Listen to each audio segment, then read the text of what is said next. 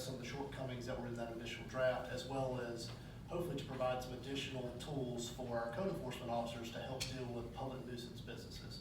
And so the draft that you've been presented, we believe accomplishes both of those items, as well as addresses concerns that were initially shared from the business community about whether or not any additional requirements of the ordinance would place upon those businesses a burden of sorts. And so we sought to structure the ordinance in such a way that businesses who are conducting themselves, in a normal fashion and don't have any real public safety implications, that they would not be impacted negatively by this ordinance. That is our intent here.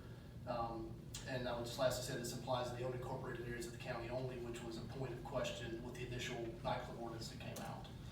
And so the ordinance itself is split into two different parts. The first is the public nuisance side. It is similar, highly similar in structure to an ordinance that's making its way throughout the counties in the state. I believe it originated in Richland County initially, and so we made some tweaks to that to make sure that it fits us, specifically because we don't have a business license, which their ordinance was predicated on.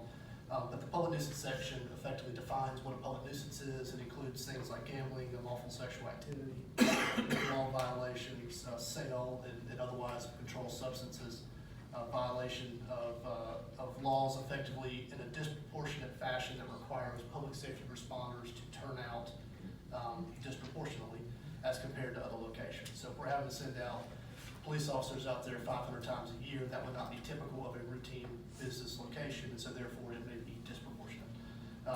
Also, things like unsafe traffic or crowd control issues could also be considered a public nuisance.